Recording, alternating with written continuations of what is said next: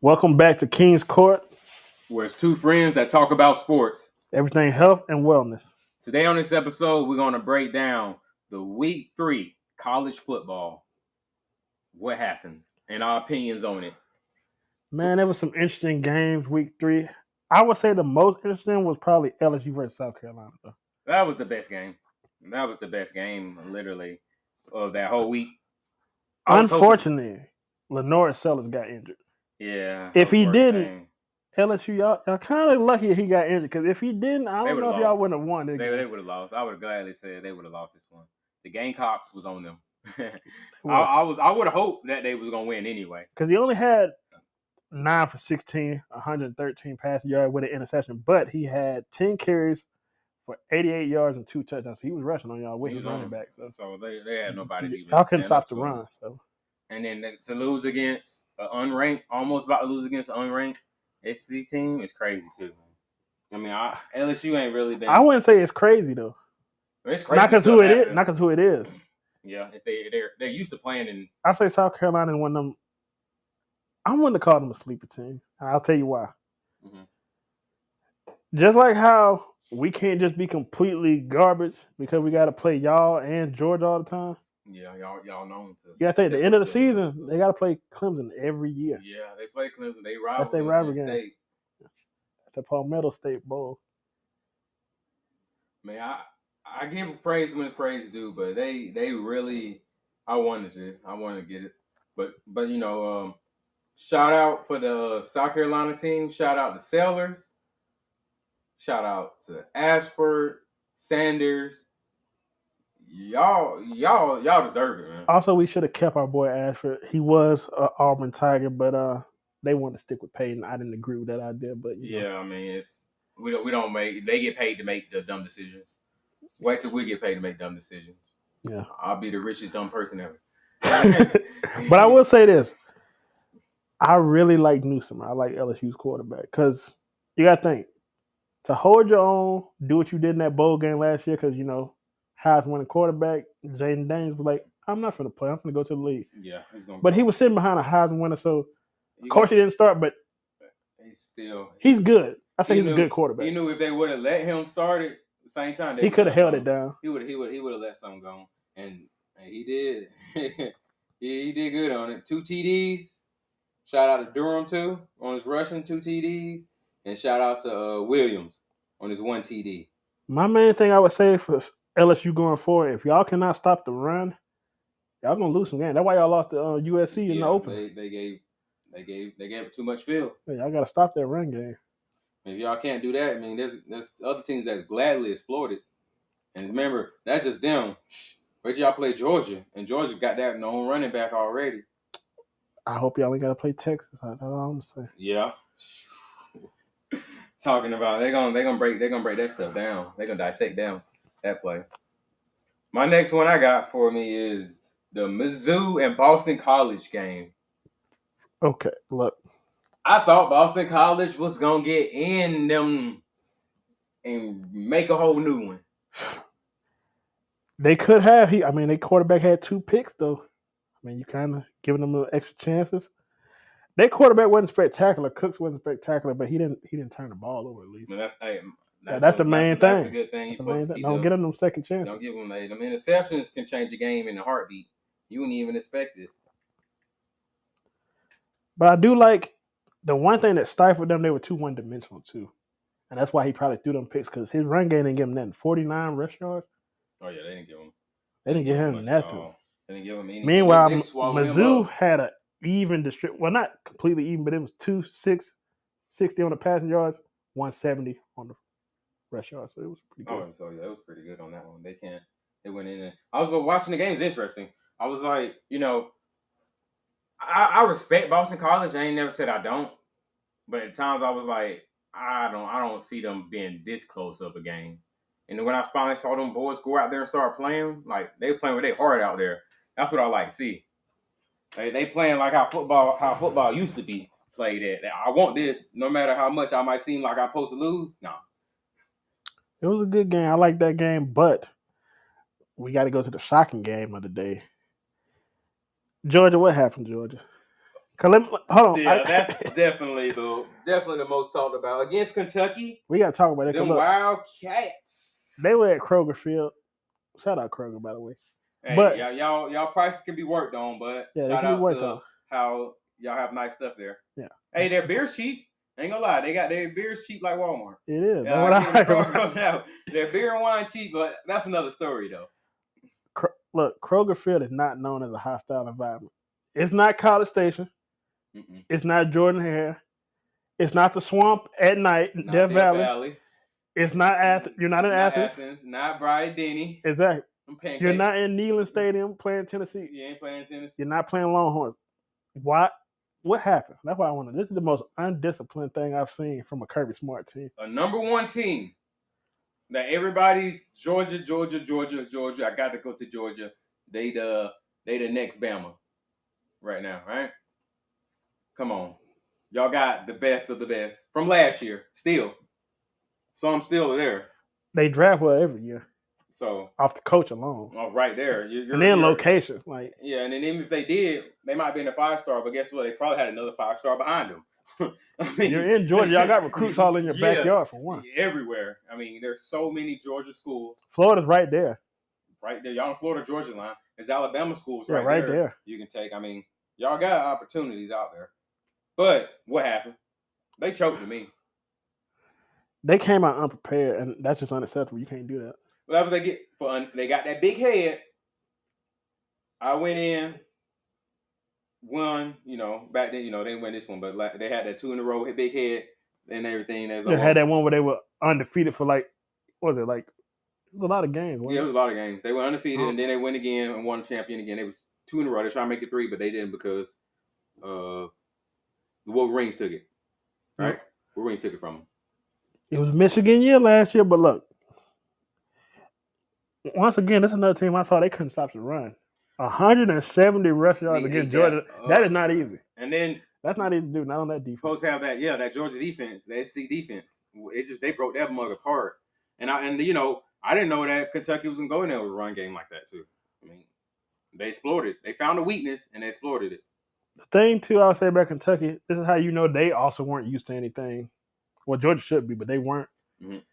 Why not Hail Mary that last play? Yeah. Cause look, you just gotta get in the field goal range. Cause look, it's 13-12. Y'all could have beat them 15-12, and that would have been the biggest upset of the season. And that would have been so much talked about. Y'all would have been ranked. Cause y'all quarterback, he wasn't helping at all for real. No, not at all. He was just in the way. Yeah, he's not. I mean, at least I saw flashes from Will Levis when he was at Kentucky. This guy, I could have watched paint dry. I mean, Carson Beck wasn't much better than he was supposed to be, but he didn't do. But I'm saying, like you said, they should have Hail Mary that mug in there. They should have literally just. At least you try to get into reasonable range for your kicker to go ahead and ice that game. And then boom, would have run it off. But Georgia been struggling. They wanted it all. I think that would happen. They ended up getting wanted it all. And everything. Just like Georgia. They knew they were gonna do it. They're gonna get close in the range and pop that mug. And they did. They popped that touchdown on them. And that's what happened. They stopped them. Think about it. But seeing the score was like 3 was super close, right? Georgia won last second. They popped that TD on them, right? What should have happened was Kentucky, like you said, they was playing too safe. You don't play too safe. When you got the number one team in the country on the ropes, you keep your foot on their neck. I'm sorry, but sometimes take a risk. Until that final whistle. Yeah, sometimes you take that risk. Because from what I'm seeing, right, 3, second, third quarter, 3, fourth quarter, 3. Your kicker wasn't missing. Your kicker what won the game, what got y'all close, He right? was the MVP of the game. He was the MVP of the whole game. From what I'm seeing right now. Besides that defense, surprisingly, and that run game. They should have they put too much in that kicker. They should have at least got 1 touchdown. That really would have set the game apart. They was able to at least get 1 touchdown with a right out there. That's the only reason Georgia won. Georgia had nothing. Then finally got a 3, and then last they scored a touchdown and field goal. But that does show, even though they didn't play their best, when they did get into that comfortable position, they didn't let them get in. No, they didn't let them get in. And you can say we didn't let them get in the end zone. Hey, shout out to not the offense on this game. Shout out to Kentucky defense. Yes. Shout out to real respected. I respect y'all defense all day. To hang with a Georgia powerhouse like that, Y'all defense are the stars on this team. What happened to that Wildcat offense though? They need more working on. They But more working on. I would say this, Georgia. I know every game ain't gonna be this massive blowout, but there's certain teams you should beat and convincingly. Like if you would have beat Kentucky 23-12, I can understand that. That's better. Yeah, I can live with that. I mean, I'm Yeah. not happy about it, but I can live with that. Every game got to be this It massive ain't gotta blowout, be but a like whole blowout like these other games that's been happening on y'all Sunday. didn't play Alabama yet. Y'all got to play them Next week. They coming up, but you ain't got to play them Yeah, right now. Coming up 2 weeks from now. Yeah, you got a bye week. So it's literally, it's like y'all better hold up. Yeah, y'all ain't even played Tennessee yet. Come on, now. None. And then the other game I can talk about that was pretty decent. It wasn't too many good decent games. It was what we talked about most of them. Texas A&M and the Florida game. I mean, it wasn't a huge blowout, but it was a really good game. It pretty much was a blowout though. I mean, yeah, but I hate thinking what happened. Like, from what I'm seeing right here, Florida was shut down all the way until the third. Yeah, and then So at the the first and second, they were just what the fuck? What the Frank? pretty much. Yeah, like come on. And then look, y'all were at home, Florida. Yeah, Y'all were at home, and y'all had. I know this game was a rain game. It was very sloppy out there, but to be down at the end of the third, it's 33-14. That's unacceptable. it's crazy. What's your pride at? And the thing about it, from what I'm saying, they had more passing yards, but all that tells me is it took them to get more passes just to get downfield. Yeah. From Texas A&M 178 passing to Florida's 249. So that just let me know Texas A&M had longer completion yards and longer completions to it too. It took them to throw more just to try to get down there, and they still lost. I know Wayman was injured, their starting quarterback, but Reed was looking nice. Texas A&M, he was looking nice this game. Yeah. He had 2 through the air, 11 for 17, 178 yards. He even had 13 carries, 83 rush yards, average 6.4, 1 rush touchdown, no turnover. Hey, that was good. It's always nice when you have a backup quarterback that can hold it down while your main guy getting well. And so you're not just dead in the water. Yeah, it's not. It can. It's no fun. You got a good backup. That's one thing. I feel like sometimes they put all the eggs in one basket, and one QB or running back. This is all I got. It just take one player run a bounty hunter play. Not only that, you got to think this is the SEC. We got them big boys up front that's ready to play on Sundays and Mondays. Yeah. Sometimes Thursdays. So it's like they come down. They're ready. They would. And they'll play it all day. What really lost Florida the game? Those interceptions. 3 thrown. Texas A&M has 0, which is good. You know, we don't like those interceptions, but still, and that's what happened with they threw it, and the defense ate it up. Also, I say they just ran all over y'all. 310 rushing yards. So y'all 52. No, what happened to your old line? I said y'all at home too, and they just broke it down. Like they literally, the guy just big boy y'all with some Legos. Like these my Legos. The one critique I can say of Texas A&M though, Texas A&M, I look at these penalties: 13 for 110. Mm-hmm. Y'all let them move up the field. You do that against a better team, you may not win this game. They're taking advantage of it. Cause that's at least 2 scores on the good team. They're gonna take advantage of it, and then again, they found out you doing it. Look, like you said, 13 penalties to their 7, right? Yeah, and 13 for 110. That was some big yard penalties. That's like 6 penalties right there. That's 6. Imagine 6 penalties, 10 yards to up. Man, that's a field goal right there. Not a field goal, touchdown. That's literally a touchdown or a field goal at least. Yeah, right there, and that would have come on. That's if your red zone D hold down. So that's if it holds down. I think that's how close to the 33 they got.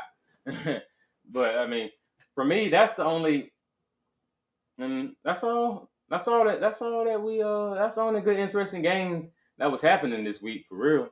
Will you have any extra? I got one, man. Let's talk about Auburn real quick. Yeah. As y'all know, we lost to Cal. We shouldn't have. But at all. Peyton got put on the bench. Where he needs to stay at. He should. We started our boy Hank. Hank, this was your first start. And Hank, I was impressed. 17 for 25, 235 passing yards, 4 passing touchdowns. Well, respect right there. Respect is due. We got to clap it up for him. I give That's it your to first you. start? And a freshman too, and first start and throwing in the 5. Yeah. Hey, I'll give it to you on that one. Help us put up 45 in the win today. I will say this, though. The only thing is this was New Mexico. This ain't SEC competition, which we have next week. It is at home, though. It'd be interesting one. It'll be interesting to see. But because a C matchup is always interesting. And it's Arkansas, and we saw how they did week 1. That to me was the most instant matchup of I week was 1. hoping they was gonna beat Oklahoma State. I hope so too. I was like, y'all got this. But they made some key errors though. Yeah, if they can clean that up, they could be dangerous. They got a tough schedule, so they got to come with something. Yeah, they got at least standard because each after this, it's hard. They don't get no to like later on season. I know they praying on that bye week. Yeah, they waiting. They hoping they get here faster enough. But then again, I feel like Coach gonna burn them. Yeah, and then you already know our running backs. Hunter did his thing, 152 a touchdown. Austin had 80 a touchdown, so they helped our boy out. Mm-hmm. That's what I like. Our defense held the team on the 19. Our defense, look, the defense always solid. Y'all hold always.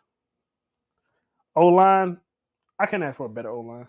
I mean, I could, but they're solid. I mean, I wouldn't blame it on O-line. I blame it more on the other play callers, the weapons, because they're doing a job. They're the castle blocking the weapons. The weapons just not performing. I don't like our coach, to be honest. I'm gonna say that. Hey, I mean, say how you feel. I'm not a big fan on Freeze, man. I'm not a big fan on Freeze because I don't like what he said after that. No excuses. After that Cal loss, he had a lot of excuses. You know what he said? What?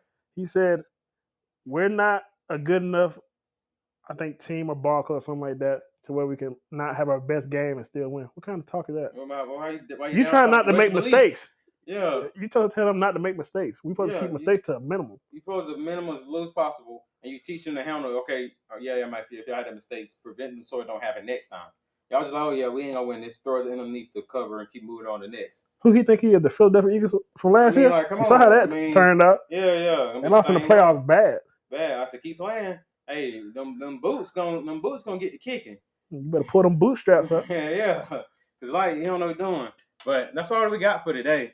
Make sure y'all like, comment, subscribe. Let us know what y'all want to see in the next one. We will be with y'all next week for the next games, man. This is JD and Solo.